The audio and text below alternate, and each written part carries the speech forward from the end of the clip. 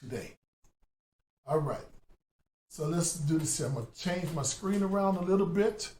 And now, do you guys have your workbook out? I hope you have your workbook out. We're going to cover this here, and we're going to start on page, if your workbook is out, it's going to be page 53. And there's going to be illustration or script number 116. Remember, we have 270 proven scripts that will help you handle any objection that the seller may have, help you move past the objection to a yes and get a contract signed. So if you prepare for your skill set in your presentation, chances are you're going to get an accepted client, or a client will accept you as their agent. One of the things that Daniel would always quote, he says, inch by inch, it's a cinch. Mile by mile is hard. So if you take these small things that Daniel has given us through the real estate selling power and implement them in your business, I truly believe that you can double or even triple your business in the next 6 to 12 months if you just do the small things first. And that is, every day, practice your scripts. Every day, sharpen your tool. And there was a story that I heard about. You guys probably heard this before, about two guys was chopping down a tree, and each had an axe, and each was chopping down about the same size tree. One guy was chopping, and he was just chopping and chopping, but he would notice through the peripheral out of his eyes that the gentleman that's to his right that's chopping the same type of tree would stop about every 2 hours and take a break. And after a day of chopping wood, and he looked around, he thought that he would have chopped twice as much wood as the guy had chopped that was taking a break. And he looked over, the one that was taking a break every 2 hours had more wood that was chopped than he did. He said, well, wait a minute. Right. I looked around, everybody mute your microphone. I looked around he looked around and said, well, how did you do it? The guy said, I wasn't taking a break. I was sharpening my axe. Today, you guys are sharpening your axe. So you practice the things that Daniel is teaching through this course, and I truly believe that you will be so much better, so much further ahead in your business. So now, let's pick up the scenario here. We're in our listing presentation right now. You have met with the seller, and I need the microphones, guys, mute your phones. And you were sitting there with the seller, and the seller has just been told by several other agents that their property is worth some price that really is not realistic in today's market, but that type of property with the features and benefits and improvements that it have. So how can you handle that situation to bring this seller from where they are back into reality where they should be when it comes to pricing their home? Because you know, as an agent, if you price a home correctly, especially in this market, you will probably have in the first week 7 to 10 offers. True? Yes, I believe that you guys will agree with me. But if you take that same home and you price it in this market and overprice it by 10, 12%, you probably would have fewer showings, and you have people looking, and you have a lot of negative feedback, and the house will stay on the market a lot longer than it should.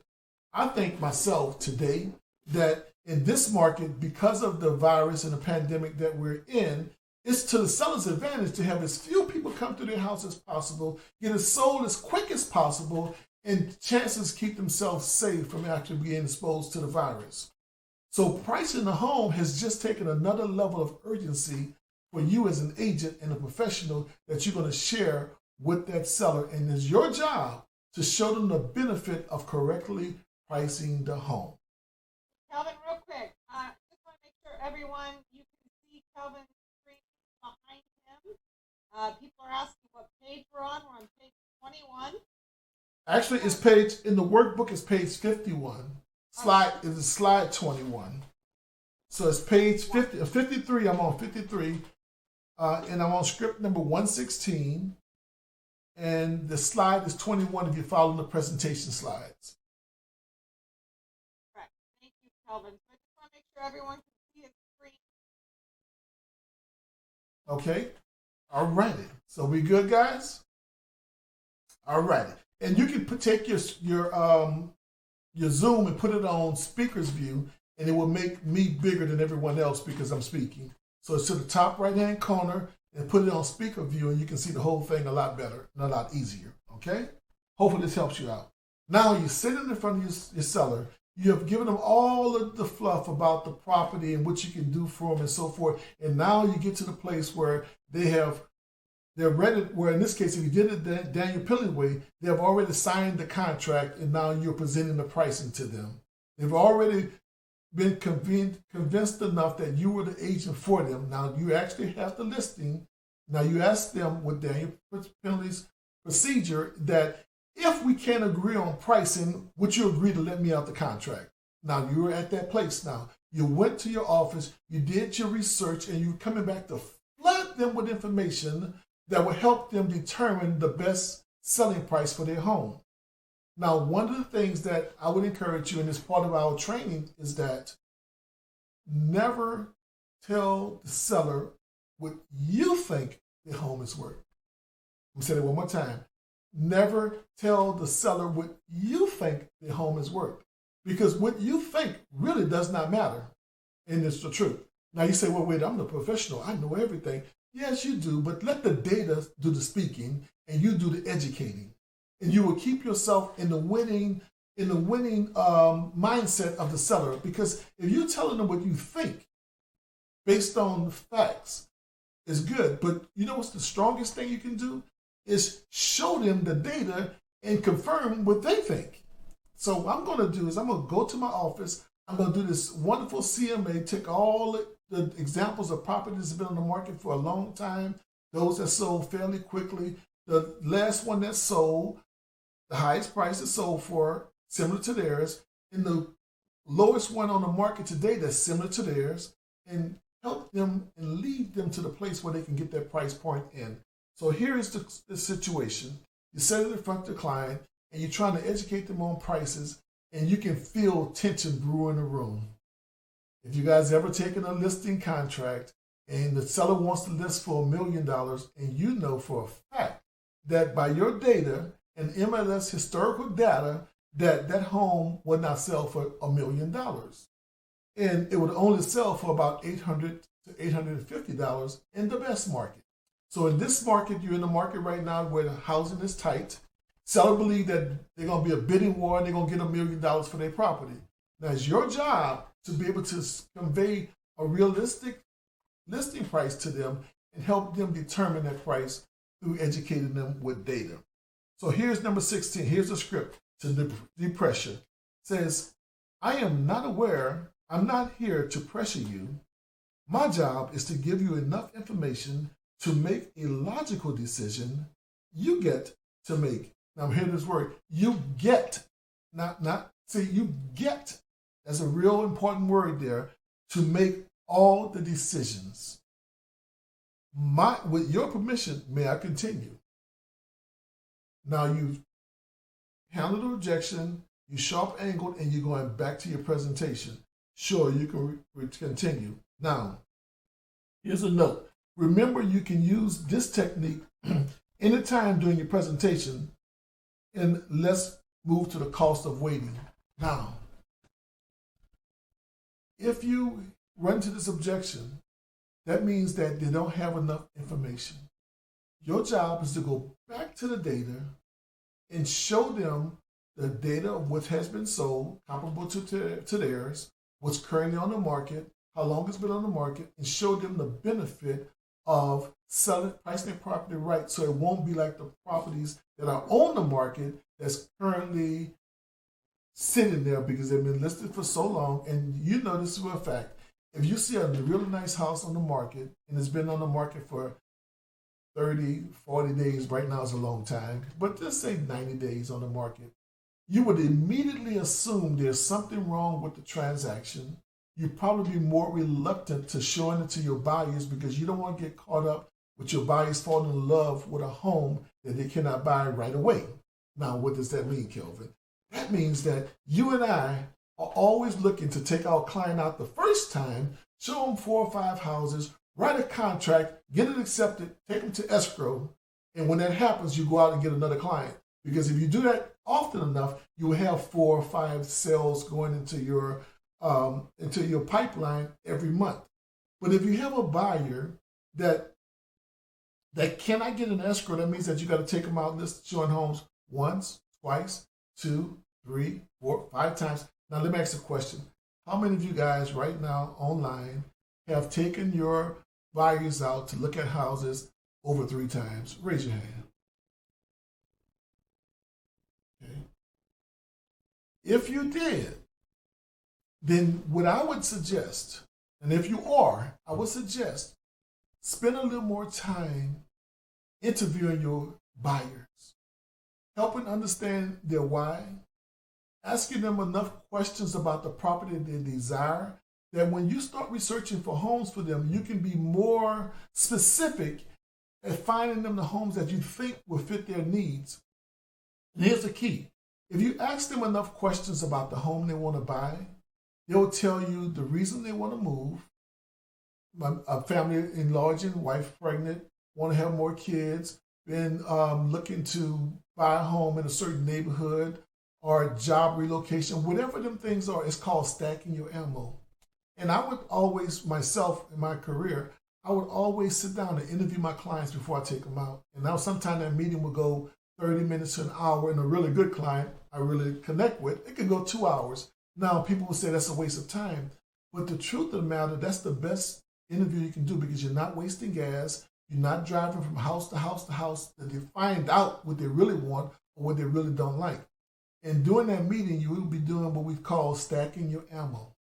That means that they're telling me all the reasons why they need to move, they want to move, or same thing with a seller. The reason that they want to sell, the reason they have to sell, the things that's going on, the pressure points that's for them, and then you use them tools or that ammo you had during your presentation to move them to the place where they want to buy or sell their property. If you do that correctly with a buyer, you would have to go out once, maybe twice, looking at homes. And every time you go out, you'll be writing the contracts, writing offers. Whether or not they get accepted or not is really not up to you, because you're going to write the best offer for them at that time. And it's up to the seller to be compelled to take that offer because you've written your best offer. Now with the seller, the same thing. If you do your due diligence and do it correctly, when you're interviewing your seller, you're asking all of the motivating questions of why they want to sell, where they're going, to be closer to the family, the job relocating, the time frame they need to sell by, what they're looking to net, and all this information they give you is to be repositioned and given back to them in your closing presentation. See, every presentation you give it is a closing presentation. So here we are, you're closing on your listing. You have the listing, but you ask them, if you cannot agree on price, would you let me out? So your job at this point is to release the pressure. Now you've done that, you've handled the objection, now you're going back to proceed. We're going to chapter 11 now. Hey, Kelvin, real quick, Mike just jumped on, so jump back to chapter review.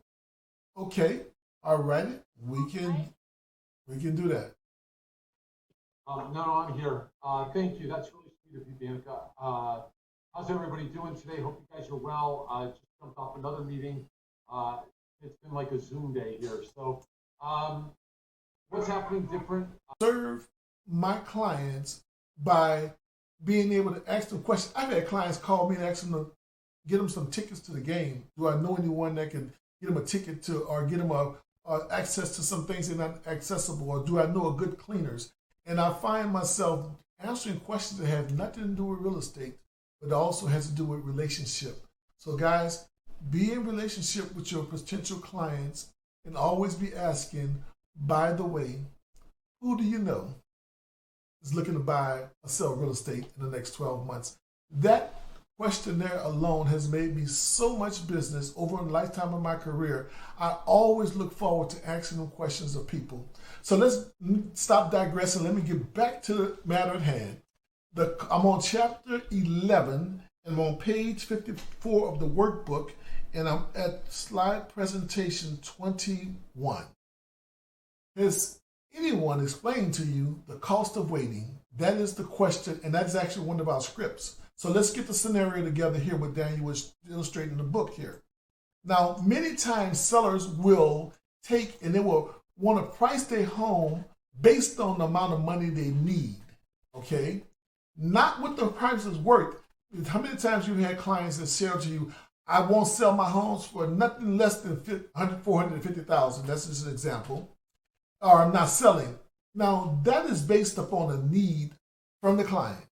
Now, how do we work with that need to educate that client to let them know that no matter what they need, the house is only valued at what the current market will prevail, or what a buyer in the current market will pay for their home, or what a lender will appraise the home at for that value.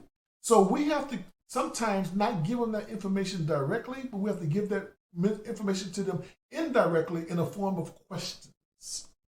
So our job is to educate them on the cost of money to overprice their home, meaning that if they overprice the home, it will actually cost them money. That means that if they're trying to net a certain dollar, they can actually end up losing the money they're trying to keep by overpricing the home. Now, this is based on the cost of waiting presentation, and that goes back to our script number 92. Now, I hope you guys know this. Every script that's in the book is 270 scripts. Each one has a number tied to it. So when I say script number 92, your job is to go back into your book and find script number 92. And it's based on a certain portion of the presentation in the area of listing or buying a property. Okay? So let's go back to our listing presentation. Our goal is to price the home within 3% of the current market value. Now, of homes is actually sold. What that means is that the last thing that's sold on the market in the vicinity of that house, the same way appraiser would do it, closer is better, and that's comparable to that home in square footage and rooms and upgrades, then use that as a benchmark to price your new home. Now, you can't tell the seller that. You must educate them to that reason why you want to do so. And that's part of your pricing presentation, that you must be able to convey to them the importance of pricing your home right. Now, being that they won't accept that price, that looks like the logical price for them to accept or to come to agreement with, you have to know what the cost of waiting is, and that's script number 117. And it goes something like this. Has anyone explained to you the cost of waiting? You have an amount you believe you need. That's what they're saying. I won't sell for a certain amount from your present home to buy your future home. So you price it there instead of the current market value. That's what they're sharing. Now you're going to tell them in number 18, because you're handling an objection right now. 118 says, and this is where it says take longer. Now, this is your education here, and you're going to end with a question. Now, it takes longer.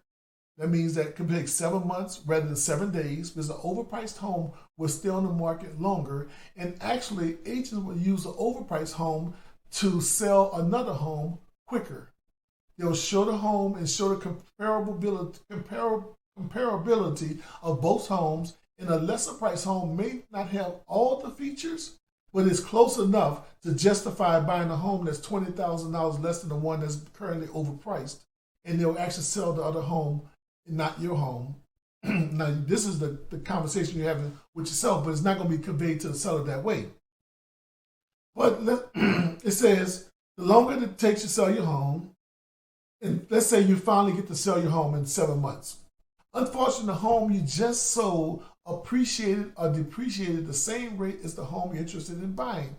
And that is so important, because if the price is based on the market is either rising or it's falling.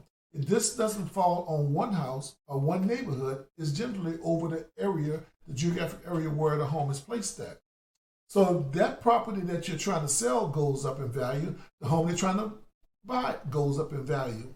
This is where you want to get them to start thinking logically. So you said appreciate or depreciate the same rate, and you intend to purchase, right? And when they say right, that means they agree with you. So important to get that yes. Remember, when you're asking the question, you say right, and you're shaking the head, and they say, yeah, right. Now you step to your next closing script. This is why the scripts are so important, because if you don't have these things in your ammunition, then the chances are you move the seller to where he's going to buy that which you have, or take that suggestion that you have, is less likely. And he'll say, well, you know what? I'll talk with you later. I need to speak with another agent.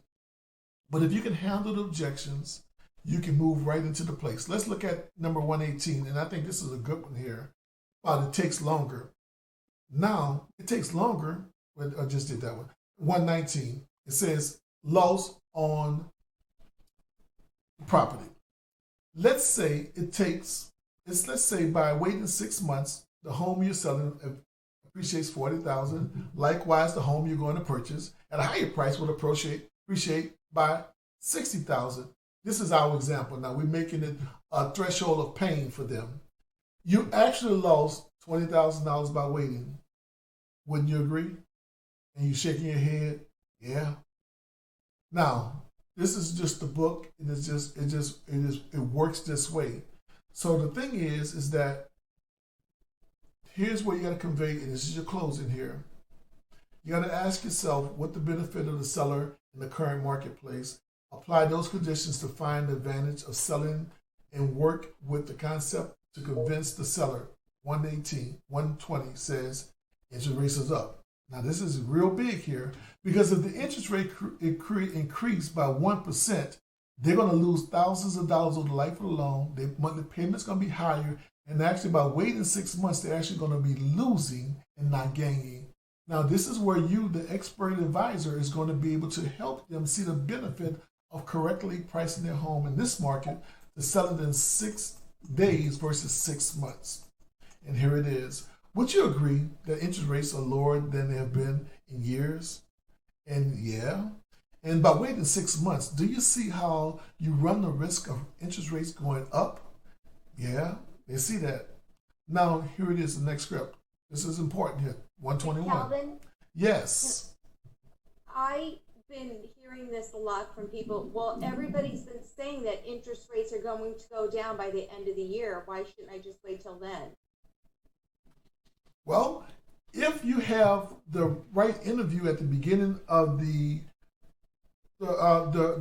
presentation, you'll be able to answer that question based on the information they told you, because they told you, I have to sell because I'm job relocation. I have to sell because my job is changing. I have to sell because I'm buying this new home and the vision is starting. The new phase is coming out next month, and I want to be able to put a down payment down.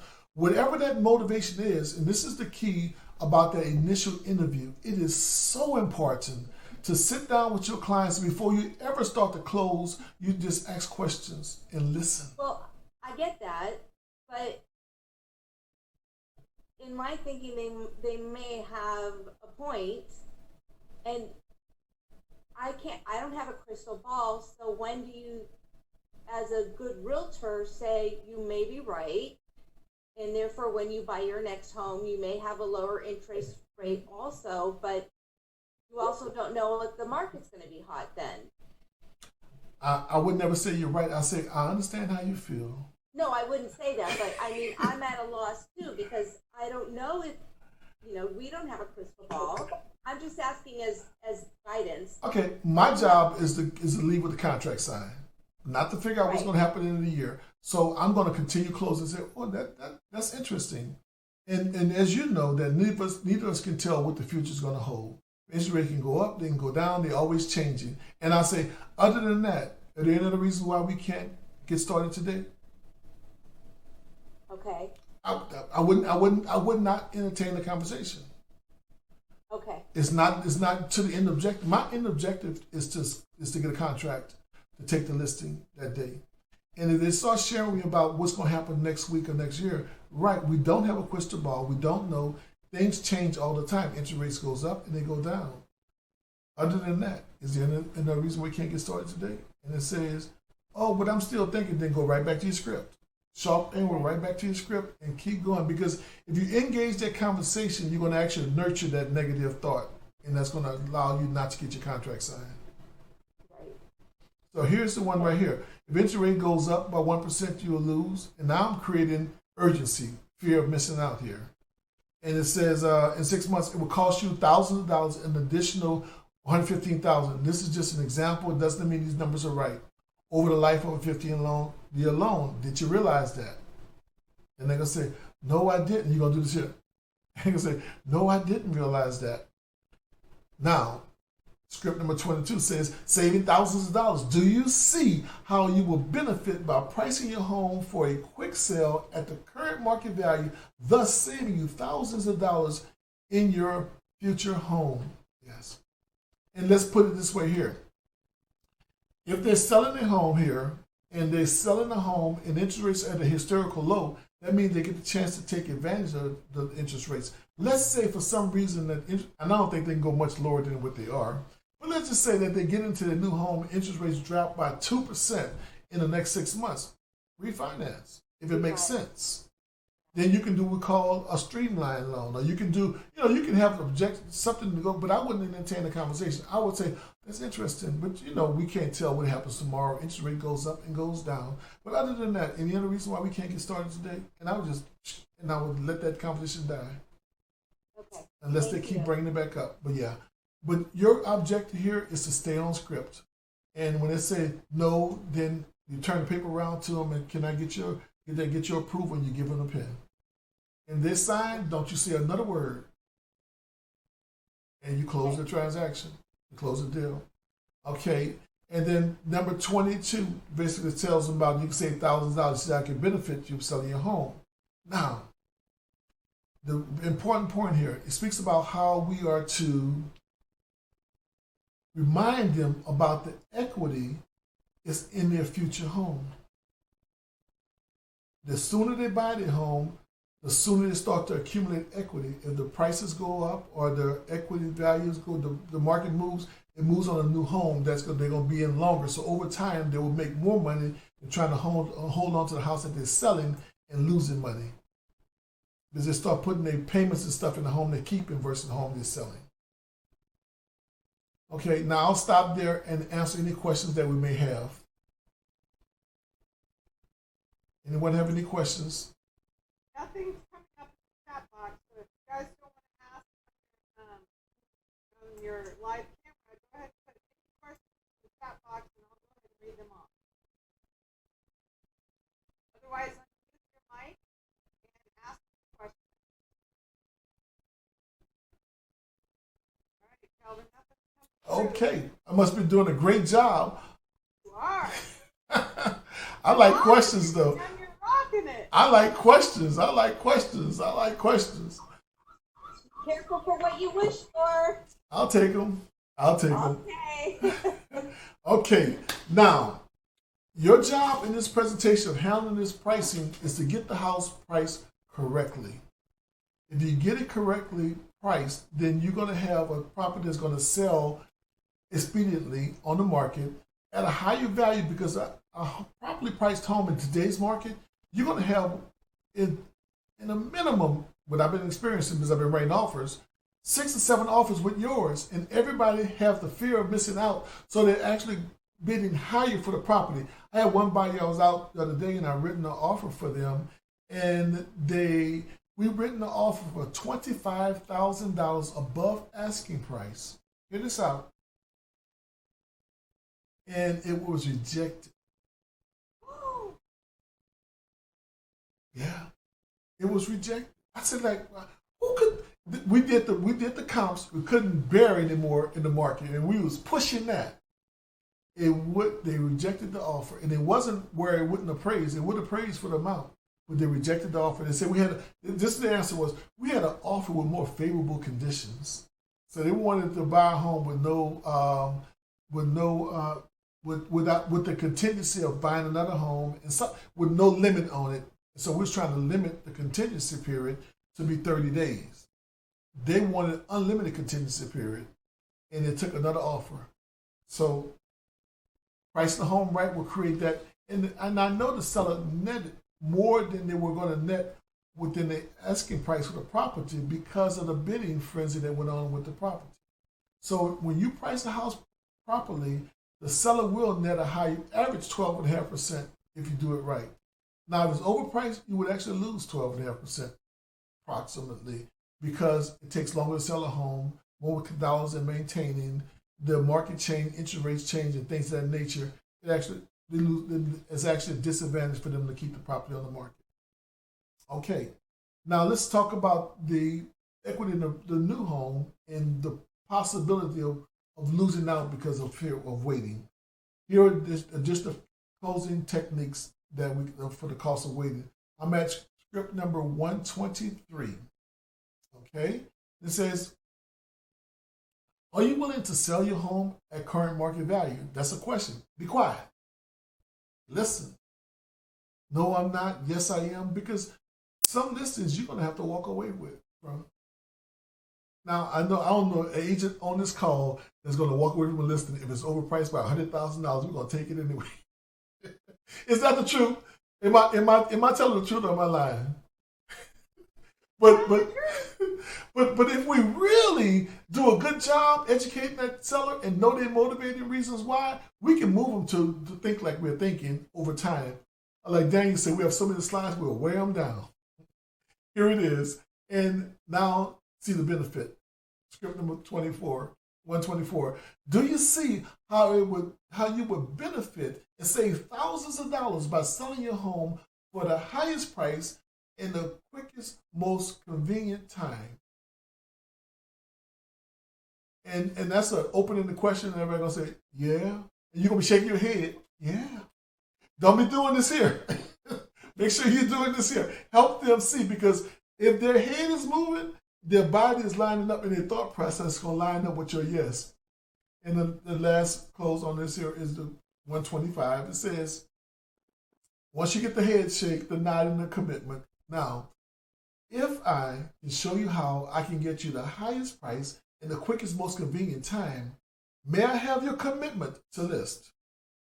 Other than that, if there's objection, other than that pricing objection, whatever that is there any other reason not to list? And you just here. And just don't say nothing. Have the confidence inside of you that you've given the seller enough information to agree with you for price. He's going to move forward to sign your contract and list you as their listing agent. Get a yes before you progress. Get a yes before you progress. All right. Now we've covered the cost of waiting. Hopefully that helped you out to be able to have the fear of missing out in the seller, and they're educated enough with the information that you provided and your professionalism to move to list the property at the proper price. Remember, you don't list the price, they suggest the price, and you just confirm it by getting the contract signed for the correct listing value. Now, I'm ending that. I'm going to move over to, actually, I don't think I am. I think I can stop here and field any questions, because the next part is dealing with commissions. And you guys might want to hear about that. You may not. But I want to stay on track and on time. Any questions about listing, about the cost, the fear of waiting, or any questions on commissions and setting commissions? Because I think this is one of the hardest places for real estate agents to know their worth and to know their value, and how to deal with a seller who wants to have a discounted agency, or where they say, I'll pay you less and want you to do more. And that the mic is open, so guys, I'll take any questions at this point. So anyone that has questions, feel free to put it in the chat box or unmute your mic and ask me questions. And when you start talking about commissions, Kelvin, I have something to share with the team on that. Okay. All right. So no questions, anybody? Oh man, this is you guys are the best ever. I mean, I'm here and we speaking back and forth. Monica, did you have it this good last week? No, I'm telling you, you're rocking it. You're hitting it out of the park, Kelvin. I have a question. Yes, ma'am. Okay, I went to a listing presentation and the owner said, I only pay 4%. And I said, well, you want to pay list high and pay a little bit, and you're gonna see that the other competitions are paying 3%. Are the ones that are gonna sell the fastest. And he said, I don't care, I just pay 4%. You don't care, pay 4%. So now, the question I would ask you is that, what were your interview questions with the seller to discover motivation and why they're selling? Well, I think he's getting tired and he's ready to retire, but he has a personality of he wants to do everything his way. Okay. So somewhere he was reading online and listening to these discount brokers and wants to list where they want, but he wants a full service agency. So Yeah. so now you have to be able to share your marketing strategy with him to show why you're not a discount agent, you're a full service agency. And your strength and what you believe in your value has a lot to do with how that seller is going to receive that which you're offering him. Because if you do your job correctly in educating him, commissions will never be an issue. And I'll give you my philosophy here. If I'm out as an agent and I'm showing houses, and your house is listed with 2% commission, and I've seen them out there, and it's a disgrace to our industry. Period. That's my personal opinion. Don't mean nothing. It's personal though. But in the house down the street that's comparable to yours, maybe not as nice as yours, offer 3%. I can almost guarantee you I would not show your house. With a straight face. I won't do it. Why? Because you don't believe enough in your self and your listing to take a 2% commission and I can get 3% down the street. Let's face it, guys, 1% means a lot to us. We work hard to be real estate agents. We spend a lot of money on training, education, and investment of resources to get to the place where we can have a client to sell. And then another agent come back and say, what you put in don't mean nothing. I'm going to give you less. I don't show them houses. I just don't. It would. My client have to find that house and just have to see that house. I guarantee you. Listen, guys. This is Kelvin's opinion, okay? I'm always going to service my client, but they got plenty of nice houses just like yours. It might be on the next block over, but yours won't get shown. Not by Kelvin. All right, that's my personal opinion. I'm going to get off my soapbox. But guys. Well, I think that, the client also wanted a little higher than this property in Los Angeles is rent controlled 2 units. And I think it's the most difficult thing to sell right now, to sell those 2 units that are under, they have some issues with the rentals. Okay. So, and then he wants to pay little. So I feel very uncomfortable continuing the conversation because actually I did not make the presentation yet.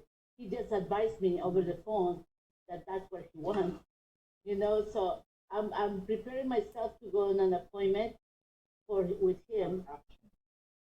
In Jackson. Okay, so this is what you would do. Don't discuss commissions ever over the phone. You say, I want to pay, only paying 4%. Great. When can we set the appointment? Would Monday or Tuesday work? Would 3 or 4 work? Because see, you can't sell a house over the phone. You can't take a listing over the phone. So my goal is, great, I'm only going to pay 1%. Fantastic. What's the best time for us to meet? Monday or Tuesday? Would morning or evening work best for you? Great. Would 2 or 4 make best for you? And take the appointment. See, your job is to get in front of him. All that goes out the window when you get in front of them. And if your ammo is stacked properly and you have studied your scripts, you can get the right of commission adjusted with that seller at any time, as long as you know his motivation, why, his urgency was there. And it's your job to make sure that your axe is sharp when you walk through that door. Don't ever talk. I need to dissect the motive of him selling the property, because I think that's going to be the issue that's going to make him sell at the right price and the right commission, because he is expecting to get 600,000 when the property is 3 bedrooms, 1 bath in the front, and 1 bedroom, 1 bath in the back. And I said my price is $550 at the most. Okay, so what's your job then at that point? To do what? Daniel always says. Well, right now I have to try to stick to my price and to the commission, you know, before I go, have the mindset for that. But then also when I'm with him, ask him all the questions on why he wants to sell. Now remember, now with the share early on in this training, you never set the price. The seller sets the price. Your job is to educate the seller, and you are to flood him with information to set the price for his home properly to get it sold to meet his desired needs and goal, whatever that is. So, do you ever? This is what your home is worth? No, you let them. You say, well, Greg, when we meet, I will flood you with information in the data of what's going on in the market, so you can pick a realistic selling price or listing price for your property. What's the best time for us to meet? Would Monday or Tuesday work? Wednesday or Thursday? Because my job is to get in front of you, to give you my superpower. See, I can't give you my superpower with a phone, but in front of you, I can give you my superpower. I can speak to you. I can articulate. Because remember, words are what? 30%, 40% of the less than 35% of the communication. Body language is 45%, something like that. So you can't see body language on the phone. So I'm going to go to your house, or I'm going to do a Zoom call because I can do body language on the Zoom call. But the thing is, getting face-to-face is a lot harder for us today because of the COVID virus. But in all practical urgency, if you can get with the client, practicing safe distance, you have a better chance at getting the listing, setting the proper price, and setting the proper commission if you know how to handle the objections. And this is what... Yeah, and Graciela, to follow up with what Kelvin's saying, it's really important to, you just get the listing contract signed, and then you come back with all the information. And then that's when you go over the comparative market analysis with him in detail, and you go over what house should be priced at. You let him decide based on all the information you're providing, but that's the second face-to-face, right? Yep. And that's correct. That contract first. So let him tell you whatever he wants. Okay. Get that listing contract signed. And then say, okay, now what I'm going to do is go back to my office. I'm going to gather and put together, flood you with all types of information, Daniel's script, and I'm going to come back and present to you. Okay? Yeah. The only thing is that I have talked to him already, and he says, no use for me to put it on the market if you're not going to sell it at the price I want. And I go, I just stop right there. Remember the script says, I'll list your price for any price. What do you think you want for your home? Yep. And write it down. I want $1 million. You know it's worth only $450. Write it down. Sign the contract. Go do your research. Now you're hired. Come back and then flood them with information and to show them why, to help them get where they want to go at. They have to take the information and come back with the right number. So No, let's role play this for a second. Let's go. Calvin, Yes. I have an idea. This is my thought. I think, Graciela, what you should do with him is call him back, since he just wants to not meet with you until you agree with him. I'd say call him back and say, guess what? I'll list your price. I'll list your home at whatever price you want, at whatever commission you want. But I'll tell you what, give it right back to him. I'll tell you what, but before I meet you, I need you to sign the listing first. and see. And then, So right, Calvin? that's exactly right. So when you go there, you say, well, great. Listen, that's why when you start the conversations, do the conversations at the presentation, not over the phone, because they will discount you out, and you're the best agent that he's spoken to. You're not lying to him or anything, but so you're going to go to him and you're going to share the benefit of what you're doing, but you're going to do it face to face, or in this case, Zoom to Zoom, if that's the only means that we can No, do I'm it. going to be able to meet with him. Okay, so I would say to you is never discuss commission or price. Say, great, I'll take your listing at any price. I only want to pay 1% commission. I'll take your listing at any commission. Because once I get... Can I say something, Calvin? Too, I'm hearing the conversation. This is Catherine. Hi, I'm Catherine. hearing the conversation. Even though you meet with him, go ahead and accept what he's wanting to put the house on the market. But what she can do is sit there and explain to him, if we do not get the buyers within a week to 2 weeks coming in to see the property, would you sign the paper to lower the price on the property in so many days?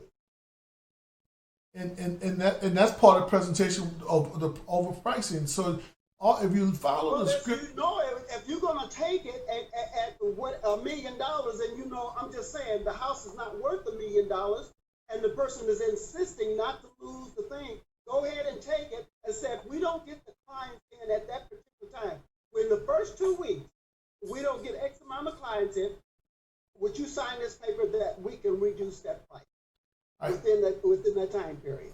Now, let me take over the call, guys. Hold on. That's not the script. The script is this.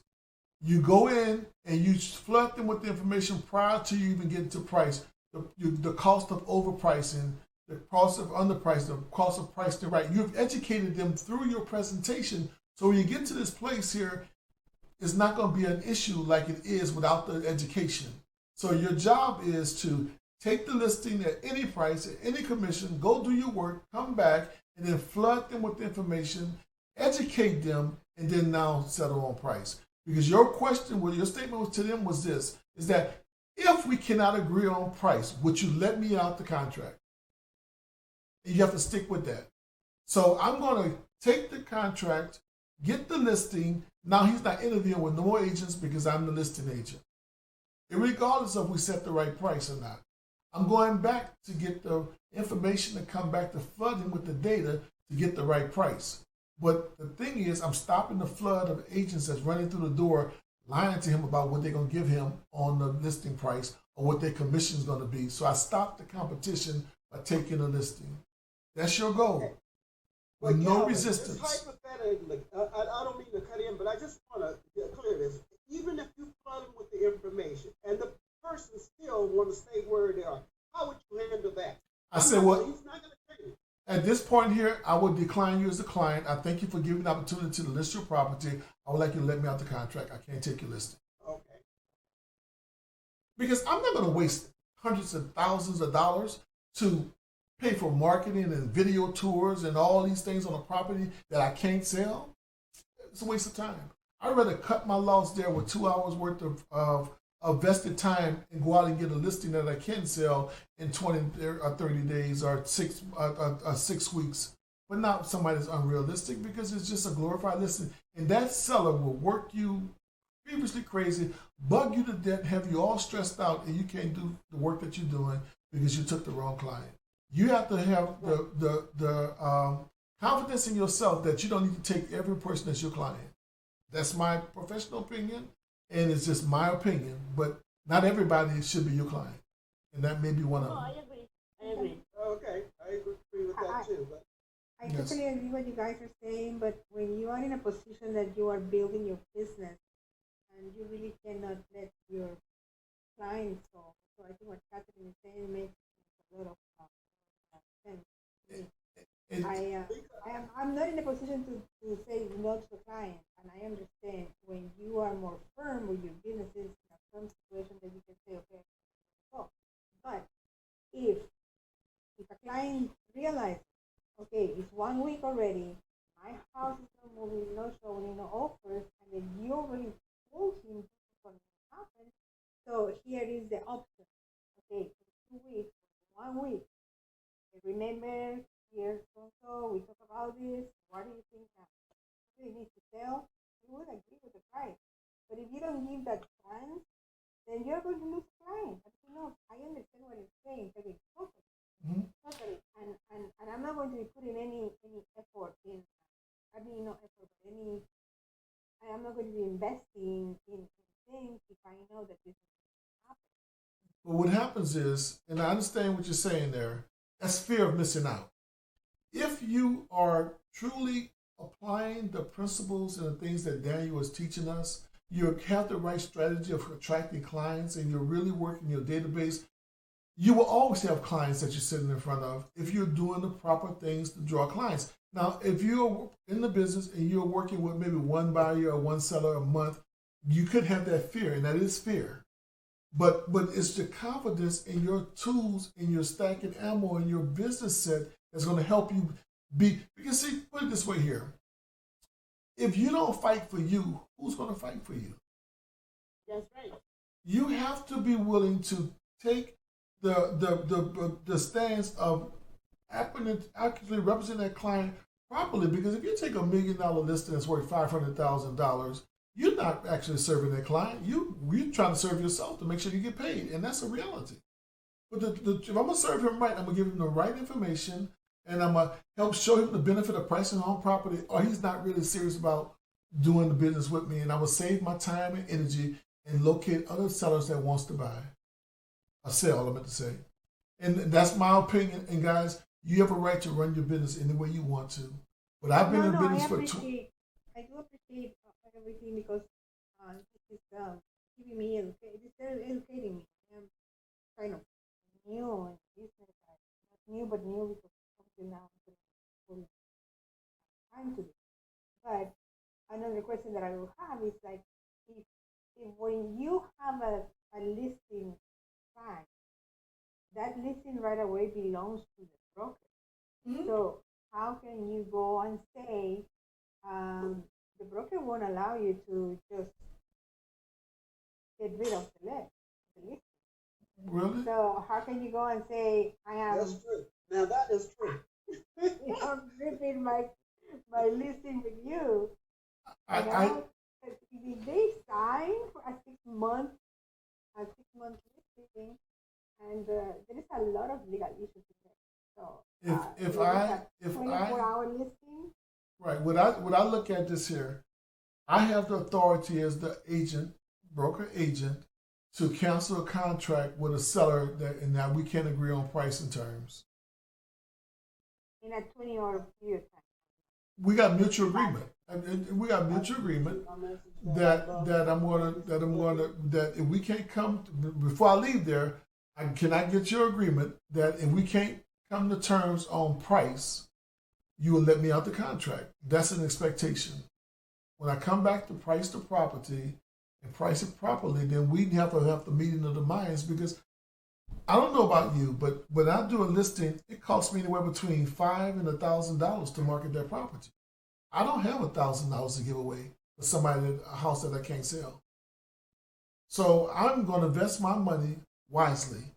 And if the seller and I cannot come to an agreement on what that should be, then I need to find another seller to work with.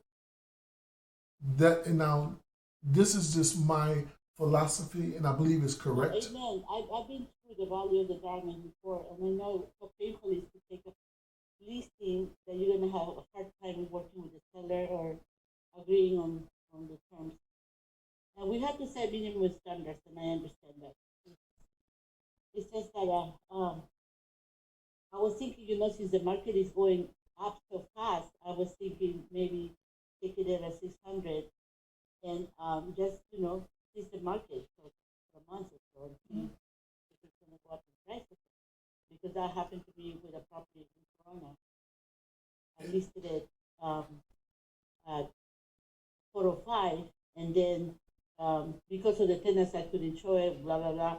3 months later, the house is worth 450 because of the market. Everybody's making offers, everything is selling. Again, guys, I want to say this here. This is not a blanket fit all anything. It's a philosophy. Now, You have to be the discerning factor about whatever you're doing in that particular time, but you have to have a benchmark on how you're going to operate in your business. That's just now. One size does not fit all, but I believe with all my heart, if you follow Daniel's principles on listing your property, this here will not be a challenge for you. If you educate the clients, it won't be a challenge. Donica, go ahead. Yeah, I just want to say, Graciela, I mean, I personally use Daniel's script every time, just like Daniel, and it's a proven fact that it works. It works.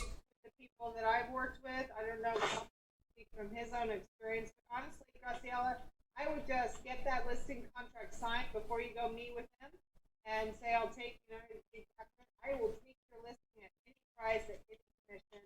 Let me send over the listing agreement, sign it before we meet. Look forward to meeting with you. And you bring all the information. Hey, I just want to give you all the information. Let's go through it together.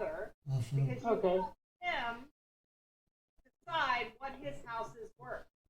Plus, would By it, doing that, by step showing him, like in Daniel's script, and slides, if you show him step by step, it doesn't matter how long it takes, you show him every sold, every active, you keep going through each and every single one, and that in itself will help to the seller, oh, you know what, I am priced a little high. Yes. But what Calvin's saying right now is true. If they come back and the seller is just totally unrealistic, you have that choice, which I made that choice too, as Calvin knows, where you're like, no, unfortunately, I need you to let me out of this contract because we are not agreeing on price. That's it. plus, I thought that if there's no price on the listing contract, that it's not valid. You didn't write in an amount. For the No, house. no, you did write the amount in. You said, what do you think your home is worth? They're going to write that amount on that listing contract. They're going to tell you. Right, Yep. if you did. Yep. They're going to write it in. So I have another question, Danica. So when okay, so if you said I'm taking at any price and any commission, when you come back and they understand, okay, I'm priced it high, but then if they offer you 2% commission, so how are you going to change that? Well, idea? it's like Calvin That commission said. Yeah, and like Calvin was sharing earlier in terms of, what he was sharing with the team of how you would handle that rebuttal, if you will, on your commission. That's an excellent thing. But another way that I handle it to work for me right now, and it may not, like Calvin said, you got to choose what works for you and your internal. But because I did have a seller, which everyone knows that's been in the master class, where he only paid me $4,000 on a $1.2 million home.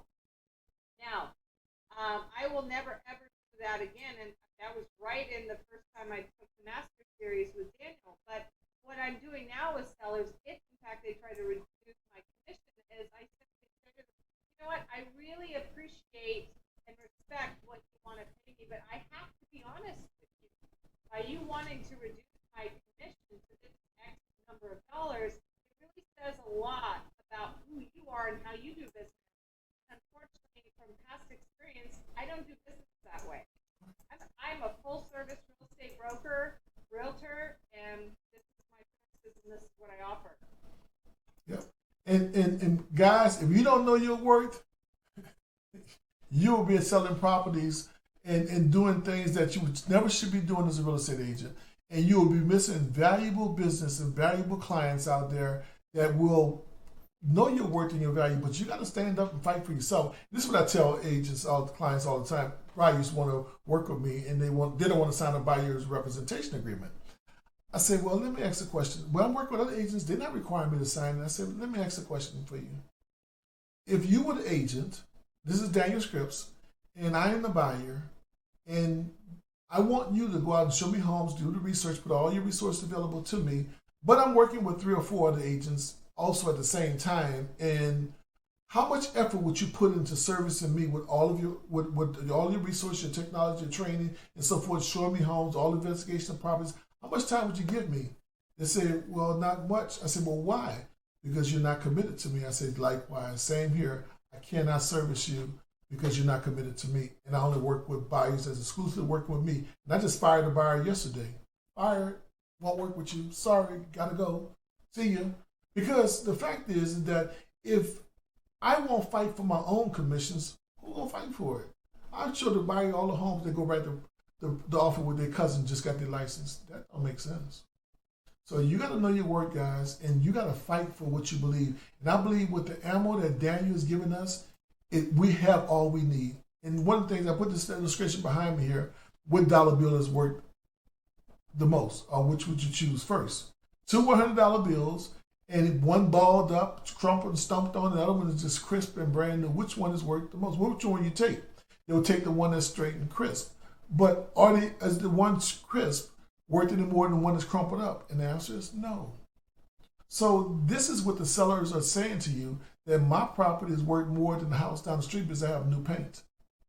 And the truth is, the property is not worth that amount of money because of new paint or because of minor improvements. And this is the presentation, guys. You got to go back to this presentation right here. This is all part of your presentation that you give the seller, showing them 3 types of markets that's out there, showing them the things they need to know about overpricing. If you do this correctly at the beginning of your presentation, prior to pricing, you will never have a problem when you go to pricing the property.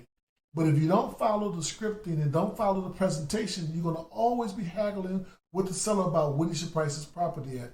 But if you educate him properly in the beginning, you won't have this challenge in the end. Okay? This is the markets here, and this is what we're addressing right now. This is all part of your book. And if you don't have the scripting and you're part of Daniel's master script class, you need the slides and you need the scripting, because all these here slides are objection handling slides and realistic to help move the seller to where they will be to properly price their home and you become their agent. And you're going to do it because you understand the market, you understand the problem with overpricing, you know the benefit of pricing correctly, you know what the results are going to be, and all that is part of your ammunition. It's in your ammo bag. You stack your ammo. When you go there to that seller, you're totally prepared to handle any objection they may have. And guess what, guys? There's only a handful of objections the sellers have.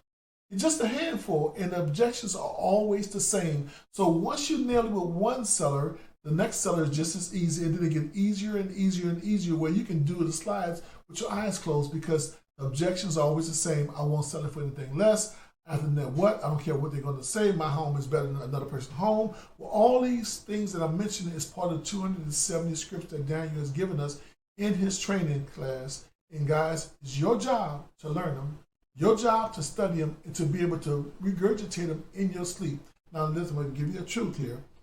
I don't have them all memorized, but I know how to pull on them. I know where to find them at. Before I go on a presentation, I got them scripts out and I'm going over them 3 and 4 times. I have them recorded on my phone so they're playing through my phone while I'm going there. So when I get there, as soon as I hear that buzzword, the cost of waiting or I won't dismount, I automatically pull that script up in my mind and I say, and I ask them the question and then listen for the answer.